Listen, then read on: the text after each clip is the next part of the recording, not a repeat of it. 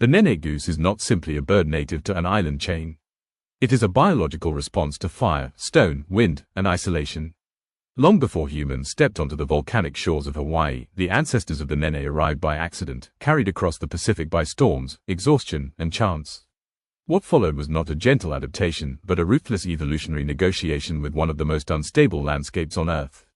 Unlike its continental relatives, the Nene did not inherit wide wetlands, endless rivers, or predictable seasons.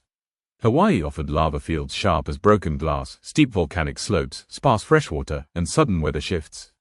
Any species that survived here had to abandon excess. Over generations, the Nene transformed. Its wings shortened, its legs strengthened, its feet lost much of their webbing, becoming better suited for walking across jagged rock rather than swimming across calm lakes. Evolution did not ask the Nene to fly better, it asked it to endure. Physically, the Nene goose appears modest at first glance. Gray-brown plumage blends into volcanic soil and dry grasses. A black face and crown contrast subtly with pale cheeks, giving the bird a composed, almost stoic expression. Around its neck, dark furrows resemble etched lines in stone, marks that echo the lava flows beneath its feet. This is camouflage not for forests or water, but for Earth itself. Movement defines the Nene's relationship with its environment. Where other geese waddle awkwardly on land, the Nene walks with purpose. It navigates slopes, climbs inclines, and traverses lava fields with a balance that feels almost mammalian. Flight remains possible, but it is no longer the default escape. The ground is home, the sky is secondary. Behaviorally, the Nene goose is cautious, deliberate, and deeply territorial. In a landscape where resources are scattered and unpredictable, awareness replaces abundance. Nenes form long-term pair bonds, often lasting for life, a strategy that favors cooperation over competition.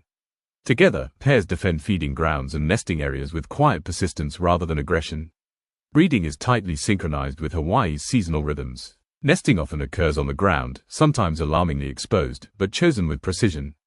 Slight depressions shielded by vegetation or lava formations offer just enough protection from wind and predators. Females lay relatively few eggs, investing heavily in each one. There is no room for waste in an ecosystem built on scarcity. Once hatched, goslings face immediate danger. Introduced predators, mongooses, cats, dogs, pose threats the Nene did not evolve alongside. Parents remain vigilant, positioning themselves between danger and offspring, guiding chicks carefully across terrain that can injure even adult birds. Survival here is not about speed or numbers, but constant attention. Diet further reflects adaptation. The Nene feeds primarily on native grasses, leaves, seeds, and berries, often grazing like a small ungulate rather than dabbling like a typical goose. This grazing behavior plays a critical ecological role, shaping plant growth patterns and aiding seed dispersal across volcanic landscapes. In feeding, the Nene engineers its environment quietly, one bite at a time. Human arrival marked the most severe disruption in the Nene's history. Hunting, habitat destruction, and invasive species pushed the population to the brink.